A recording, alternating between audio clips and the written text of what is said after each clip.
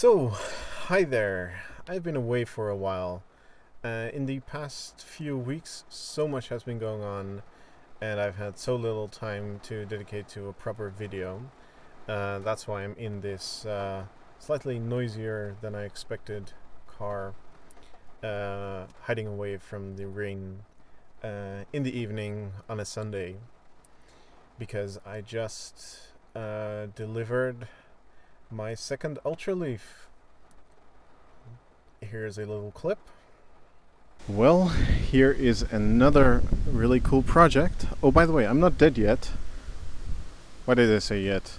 Anyway, we did another conversion. This is a right-hand drive Nissan Leaf. It's a 2013 right-hand drive. And it's got, according to this Leaf DD, 676 GIDs. If you can do some very quick math, that is about 55 kilowatt hours. Yes, this is an Ultra Leaf. So this is officially the second Ultra Leaf. So that's a Nissan Leaf with a 40 kilowatt hour battery pack from the newer generation Leaf underneath, and also an extender battery pack for a total of about 57-ish kilowatt hours fully charged. And this is a British customer, UK customer. It is our first non-2011 Leaf, so the first dark interior Leaf that we did the Ultra Leaf conversion on. And it works completely, like everything functions. And there are no errors on the dash anymore, which, by the way, there are still error messages on my dash on the 2011 Ultra Leaf. So I am really happy how this turned out. This is also a Tecna, which means it has the Bose subwoofer. This is the first Tecna we've done any kind of work on, and I will show you how the subwoofer on the lid looks. So that happened, and also I went to IAA along with Blue Shadow, a forum member from the Going Electric forum, a German electric vehicle forum. Was lots of fun. That was the first long test drive that I did with the Ultra Leaf, the 2011 60 kilowatt hour Leaf. It held up extremely well. So the first few tests that I did, for instance, going to Germany with the car was first, the car was empty. I charged it up at a fast charger, then immediately we started driving at relatively high speed, tried to do maximum speed on the highway. Charge it up again to get it to a high temperature, then try to charge it again, but unfortunately that charger didn't work. And pretty much hammered it, charged a lot, and the 40 kilowatt hour battery still kind of heated up a little bit more than I wanted to. In the end, it was about 20 degrees warmer than it started out. So it went from 15 degrees in the morning to about 35 degrees when we were done with our 330-ish kilometer drive. So I was a little bit bummed, but I decided, well, I was going to go to IAA, that is another 400 kilometers on one day. Decided to take it a little bit slower. When I left, I did a little quick charge at a Fastnet location, and then on the way back we did a quick charge at an IKEA, but that was only a 20 kilowatt DC charger. And on that entire trip I've never seen more than about 3.5 degrees above ambient temperature rise. So that has held up extremely well. Like, I want to say that is probably the best performance from a 40 kilowatt hour battery ever. Obviously 40 kilowatt hour plus extender. So the 40 kilowatt hour battery, still a weak point, still under lots of stress. It will heat up and it will eventually overheat and cause the car to charge slower, but it takes a lot longer than I would have expected initially. And we're going to test that tomorrow. We'll have a race between a stock 40 kilowatt hour new Leaf, 2018 Leaf, and this Ultra Leaf, and we'll see over the course of about 550 kilometers which one's faster and how much faster. So I left you on a cliffhanger last time on whether three-phase charging was going to work, and it didn't. I ran out of time, so I decided I'll push this to after the little holiday / IAA visit, and of course that didn't happen. I did eventually figure out three-phase charging. It does actually work. It has worked in my car, but I've had to take it out pretty much immediately because we had another conversion planned, and we had the Ultraleaf planned, and we needed to charge up those batteries before those. Right now, new customers that come to us, before we would ask people to run down their battery all the way, because then we can voltage match the extender battery and the main battery. In the future, we will ask people to fully charge their car, so they leave us with a fully charged car, and we have our own chargers which use the same charger that we use in the three-phase charger to charge those batteries on beforehand. Now, that means we only have 2 of these chargers. They were kind of destined for my three-phase charger, but yeah, we had to use them for the company, so they're not permanently installed in my car yet. Next up, 2 announcements. I have done some public speaking things, one of which is hardware.io.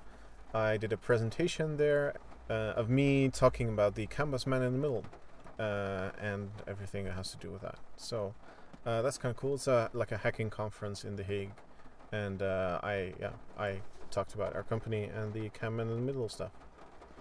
I've also been on a podcast. It's a Dutch podcast, so unfortunately my about half English-speaking audience, you won't be able to enjoy this unless you take up Dutch as a second language. Kind of cool. The podcast is called Met Nerds om Tafel, and I've been talking again about Maxen mostly, and about how crappy everything is, how crappy cars are, and how crappy computers are, and that kind of stuff. It's getting really loud in here. Oh, and the previous weekend we had our first UK customer, so we are slowly progressing on the pre-order list. Last week we had our first UK customer. This weekend we had our second UK customer and our second Ultraleaf. He's Jait. I've talked about him over the summer holiday somewhere. He was the first person to just outright pay for a 40 kilowatt hour battery that we found in salvage, and he got that installed in his car. And that leads me into the question that a lot of people have had is when does the order list open? How far are you along with the pre-orders and that kind of stuff? And that is a complicated question, but one of the main reasons why this is a question at all is my last 2 big videos. Namely the Ultraleaf video, the 60 kilowatt hour Leaf video, and the 69 kilowatt hour EMV 200 video. Those have been extremely well viewed. I think we're at like over 60,000 views on the 60 kilowatt hour Leaf. It's been picked up by some other media like Transport Evolved, which I really like, by the way. That is excellent. Very nice. The downside to that is that we now have 30 more customers. People somehow still find our email address. We've hidden it very well. It doesn't make any sense to try and find new customers right now. So we decided to postpone that a bit. We do keep a list. If you send us an email, if you're really interested, if you really want something from us, an extender battery or other mods, then by all means email us. We'll put you on a list. But we're not going to do a public list because we expect that if we do that, we will have like 100 orders within a month extra. And that is just 100 people that will be disappointed because we can only deliver so much. We are slowly continuing to chip away at the initial pre-order list. So as I said, 2 of the first UK customers on the list have received their extender battery, and one of them has received a 40 kilowatt hour upgrade. We've also done one more Dutch customer, and we will likely have 2 more Dutch customers in October, and then a lot more in November as well. So we are slowly continuing on the list. We've had one of our very first customers on the pre-order list visit us last week. Yeah, we really enjoyed that. If you're in Delft, in or near Delft, if you're on a pre-order list, or if you're just a fan, by all means come by. We can have a talk for like half an hour. Then we do need to go back to work though. And talking about the CAN in the middle board, we are open sourcing the board itself, so the hardware and some basic software, so you can work on CAN bus man in the middling yourself. But we are keeping tabs on the Nissan Leaf specific software, and we are compiling a bunch of people, including Dallas EV Repair and Blue Cars in New Zealand, who will together be working on advancing the whole Nissan Leaf reverse engineering, that kind of stuff. So yeah, I will be having some help, and in return I will be contributing also to products sold by Dala and Blue Cars and a couple other people. So that's a very exciting prospect as well. And I think that is about as much as I can reasonably fit in this video. There will be lots of update videos. This next week will be relatively quiet. We had an EMV200 Evalia planned for this week, but unfortunately that's an issue with the owner. It's probably going to be postponed to the start of November. We also have just a regular EMV200 van incoming that we will have for ourselves. So the previous EMV200 was from a customer who has his own car back now, so we cannot use that. And we'll have a replacement that we can continue to use, courtesy of, again, Gerrit Bleker, Bleker Autos, who also provided us with the loaner car, Loaner Leaf. So again, we're very grateful to him that he's willing to help us in this way. All right, hope you enjoyed this massive info dump.